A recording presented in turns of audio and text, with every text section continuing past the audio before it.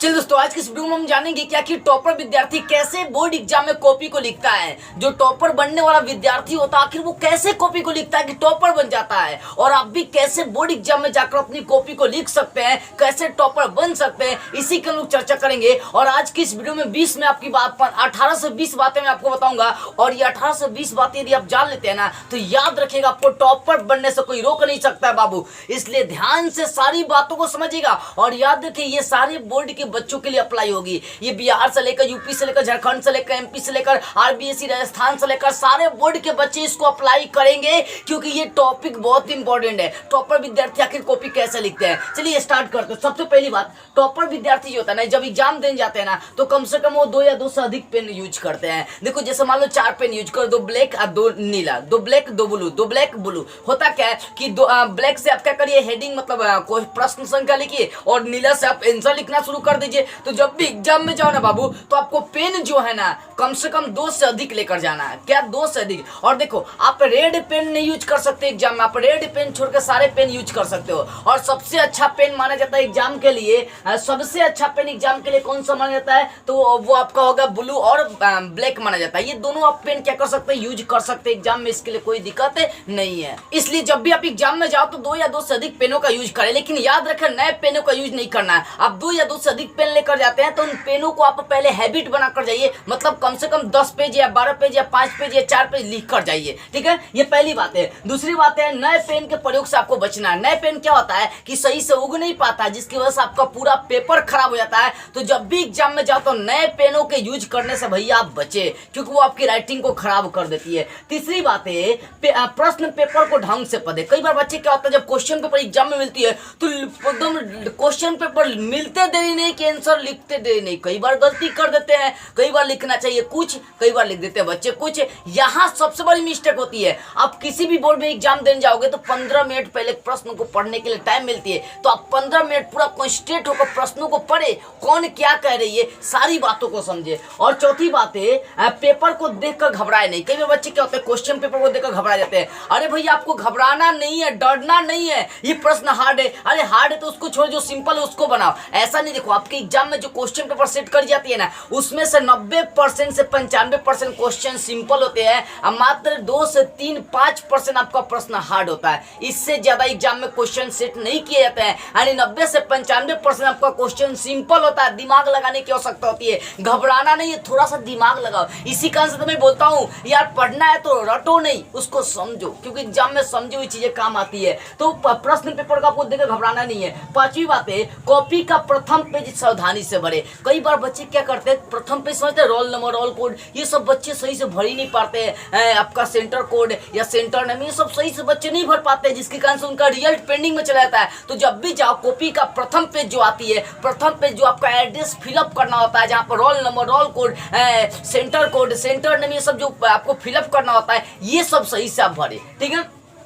और उसके बाद छठी बात है, कॉपी पर साफ सुथरा लिखिए। कई बार क्या होता है, बच्चे साफ सुथरा नहीं लिख पाते, उनकी राइटिंग अच्छी नहीं हो पाती, इसके कारण से उनका रिजल्ट बेटर नहीं हो पाता है। अगर आप चाहते हैं कि आपका रिजल्ट अच्छा हो जाए, आप अच्छा नंबर लाए, तो कॉपी में क्या करें, आप एकदम सुंदर सुंदर लिखने की कोशिश करें, और इसके लिए आप राइटिंग सुधारना शुरू करिए। और कई वीडियो बना चुके हैं कि कैसे राइटिंग सुधारना है। तो कॉपी में आप आंसर जो भी लिखे, 10 ही प्रश्न बना, लेकिन सुंदर राइटिंग के साथ बनाए। अरे भैया मान लीजिए 15 क्वेश्चन दिया, 8 बनाएंगे, सुंदर से लिखेंगे।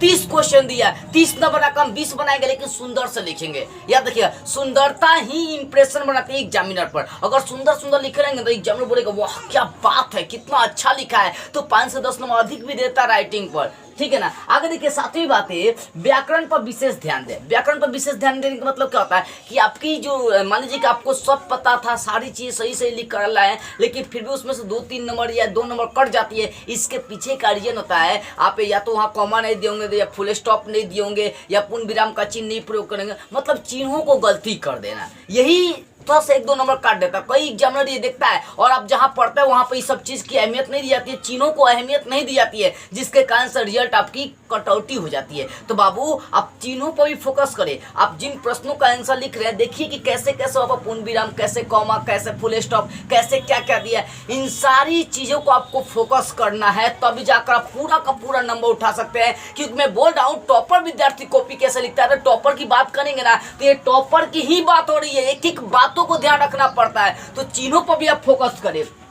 और 8वीं बात है, कॉपी पर केवल प्रश्न संख्या लिखे। कई बार बच्चे क्या करते हैं, प्रश्न पेपर मिलता है और वो प्रश्न भी लिखते हैं, यानी क्वेश्चन भी लिखते हैं और उसके बाद नीचे आंसर लिखते हैं, गलती कर देते हैं। अरे भैया प्रश्न, मान लो कि प्रश्न संख्या 8 है तो लिख दो यहाँ पर क्वेश्चन 8 और नीचे से आप आंसर लिखना शुरू कर दो। यहाँ पर देखो, अगर क्वेश्चन 8 लिखे तो यहाँ से आंसर नहीं लिखना है, आपको एक लाइन ठीक उसके नीचे वाला लाइन में आंसर देकर क्या करना है, आंसर उसका लिखना शुरू कर देना। आंसर लिखो या ना लिखो, क्वेश्चन 8 लिख लिया, यहाँ पे आप आंसर लिखना शुरू कर सकते हैं। तो ये आपको ध्यान देना है। तो कॉपी पर केवल प्रश्न संख्या ही लिखना है और प्रश्नों को नहीं लिखना। प्रश्न संख्या लिखिए नहीं, प्रश्न संख्या 8, प्रश्न संख्या 1, प्रश्न संख्या 2, 3, 4 ये आपको करना है। 9वीं बात है, जितना जरूरत हो उतना ही लिखे। अपने एग्जाम में जो भी होता है, अति लघु उत्तरीय, लघु उत्तरीय, दीर्घ उत्तरीय, उसमें लिख देता है कि लघु उत्तरीय प्रश्नों का 30 शब्दों में जवाब दे या 50 शब्दों में जवाब दे। दीर्घ उत्तरीय प्रश्नों का देगा कि 150 या 200 वर्ड में आपको जवाब देना है। लेकिन बच्चे क्या करते हैं, कई बार और मान लीजिए कोई प्रश्न 2 नंबरिया है, अगर वो 30 वर्ड में पूछा है तो 100 वर्ड में बच्चे भर देते हैं। इससे आपको ज्यादा नंबर मिलने का चांस नहीं है, बल्कि और नंबर बाद काट देगा एग्जाम में, क्योंकि वो टाइम बचत चाहता है। तो जितना हो सके बाबू आप सटीक लिखे, जितना कह रही है उतना ही लिखने की कोशिश करें। अगर 30 वर्ड लिए तो कम से कम ज्यादा 40 तक लिखिए, अगर 30 वर्ड लिए नहीं आ रहा तो कम से कम 25 तक लिखिए, इससे पूरा नंबर मिलेगा। तो जितना कहा जाए उतना ही करना है। 10वीं बात है, जो प्रश्न आ रहा है उसे पहले सॉल्व करें। कई बार बच्चे क्या होता है कि शुरू में हार्ड क्वेश्चन सॉल्व करना शुरू कर देते हैं, अंत में वो बेचारे क्या होता है, अंत जाते जाते एकदम बढ़िया जाते हैं, गिर जाते हैं। देखो आप उसी प्रश्न को सॉल्व करें जो आपको आ रही है, ठीक है ना। ऐसा नहीं है कि अगर 50 को प्रश्न दिया तो उसमें से आपका 10 को सॉल्व नहीं होगा, 20 को सॉल्व नहीं होगा। अरे भैया पहले जो प्रश्न आपको एकदम बढ़िया से, आप मैच्योर, जो आपको पूरा लग रहा है कि एकदम बढ़िया से इसको बना सकते हैं, पहले उन प्रश्नों को बनाइए। आज जो नहीं आ रही है उसको अंत में आप सोच समझ कर बनाने की कोशिश करो, अपने भाषा में लिखकर बनाने की कोशिश करें, ठीक है। उसके बाद 11वीं बात है, उत्तर इधर उधर ना लिखिए। कई बार बच्चे क्या करते हैं, प्रश्नों का जो आंसर इधर उधर लिख देते हैं। इधर उधर का मतलब है, मान लीजिए अगर लघु उत्तरीय प्रश्न है तो उसका 1 नंबर क्वेश्चन बना दिए, अब फिर लड़का नीचे लिख दिया अति लघु उत्तरीय प्रश्न, उसका 8 नंबर प्रश्न है। फिर उसके बाद फिर लिख दिया वो लघु उत्तरीय प्रश्न है और उसका क्वेश्चन 3 बनाना शुरू कर दिया। मेरे कहने का सीधा सा मतलब इतना है बाबू, समझना ध्यान से, कि अगर अति लघु उत्तरीय प्रश्न बना रहे हैं तो उसमें जितना भी आपको क्वेश्चन आ रही है वो बना ले। अब ये नहीं कि फिर अति लघु उत्तरीय बना लिया फिर अंत में जाकर अति लघु उत्तरीय प्रश्न बनाना शुरू कर दिए, तो इससे एग्जामिनर का थोड़ा सा माइंड पर ज्यादा प्रभाव पड़ता है, वो काट कूट कर सकता है आपका। तो इस चीज पर फोकस करिए। अगर दीर्घ उत्तरीय प्रश्न बना रहे हैं तो एक बार में उसमें दो प्रश्न बना, दोनों बना लीजिए, फिर आप कहीं और जाकर दीर्घ उत्तरीय प्रश्न नहीं बनाइए। इन चीजों को आपको ख्याल रखना है।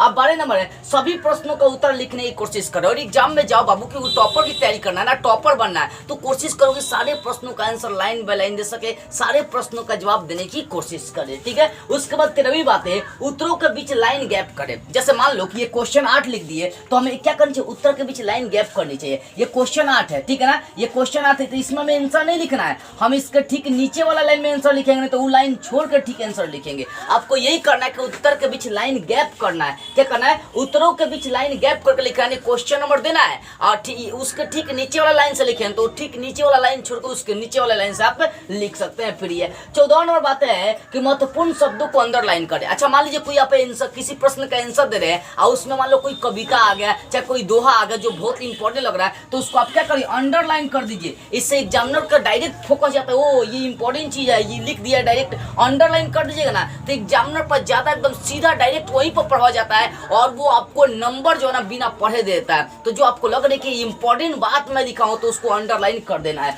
और उसके बाद देखिए यहाँ पर 15वीं बात है, कॉपी में लेफ्ट साइड में मार्जिंग अवश्य दे। देखो जो कॉपी आती है उसको 4 भाग में आपको बांटना है और एक भाग में सिर्फ आपको देखो 4 भाग में क्या करना है, कॉपी को बांटना। अब बांटने का मतलब ये नहीं होगा कि उस लाइन पड़ेगा, उसको मोड़िएगा 4 भाग में, ठीक है ना। उसके एक भाग में क्वेश्चन होना चाहिए और दूसरे भाग में आपको आंसर लिखते चलना है। मतलब एक 4 भाग में बांटना है, तो एक भाग में क्वेश्चन नंबर और उसके 3 भाग में आपको क्या करना है, आंसर लिखना है। ऐसा आपको करना है। तो ये है कि कॉपी के जो लेफ्ट साइड जो बाएं पक्ष होता है उधर आपको क्या करना है, मार्जिंग थोड़ा सा पेपर छोड़ना है। देखो आगे उससे क्या कॉपी सुंदर लगती है। आगे 16 नंबर, अतिरिक्त कॉपियों पर रोल नंबर जरूर देखें। क्या होता है ना, आपको जो क्वेश्चन पेपर मिलता है या आपका जो कॉपी मिलता है उस पर रोल नंबर रोल कोड भरनी होती है, लेकिन उसके अलावा भी जो आपका टीचर होता है वो अलग से रोल नंबर रोल कोड आपका सिग्नेचर कराता है, तो उस चीज पर फोकस करना, वो भी आपको कर लेना है। नहीं करिएगा रिजल्ट पेंडिंग में चला जाएगा। 17वीं बात है, आवश्यक चित्रों को जरूर बनाए। कई बार क्या होता है कि बच्चे चित्र न बनाकर खाली लिखने में व्यस्त रहते हैं। अरे भैया कई बार लिखने से ज्यादा चित्र इंपॉर्टेंट रहते हैं। अगर कोई 5 नंबर का प्रश्न है वो बोला कि पूरा चित्र के साथ एक्सप्लेन करे, तो मेरे अनुमान से खाली चित्र बनाकर छोड़िएगा तो 4 नंबर आपको मिल जाएगा, 1 नंबर वो लिखावट कर सकता है।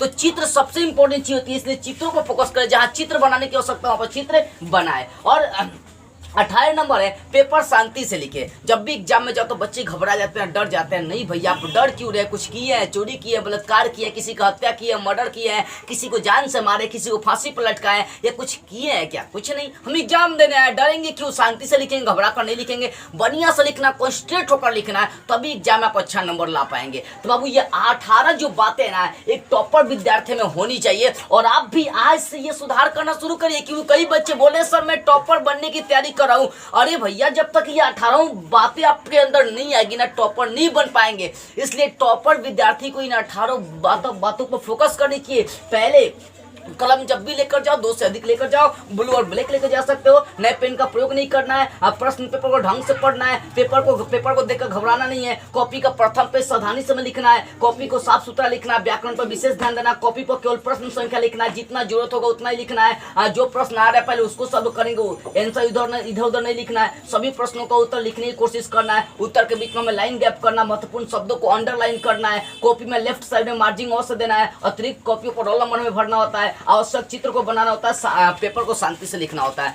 जिन विद्यार्थी के अंदर ये 18 गुण आ गया ना, उसको टॉपर बनने से किसी का बाप नहीं रोक सकता है। 100% हम गारंटी लेकर चलते हैं बाबू। इसलिए आज और अभी से इन 18 बातों को आप फॉलो करना शुरू करिए। और आपको लगता है कि इन बातों को फॉलो करके मैं टॉपर बन सकता हूं, और इस वीडियो से रियल में आप कुछ भी सीखे ना, या कुछ भी आपको मोटिवेशन मिली है टॉपर बनने के लिए, तो बाबू इस वीडियो को ईमानदारी से, सच्चे दिल से भारत के हर कोने तक फैलाइए। अगर एक विद्यार्थी 10-10 विद्यार्थी के पास शेयर करता है तो समझो कि रियल में ये वीडियो वायरल हो सकती है, और मेरी आवाज हर भारत के हर विद्यार्थी तक पहुंच सकती है। तो जितना जल्द हो सके इस वीडियो को शेयर करिए, फैलाइए, कमेंट करिए, और बताइए कि ये वीडियो आपको कैसा लगा। क्या ऐसा वीडियो आप और चाहते हैं टॉपर बनने के लिए? तो कमेंट करके जरूर बताइएगा। आज की इस वीडियो में इतना ही। जय हिंद, वंदे मातरम।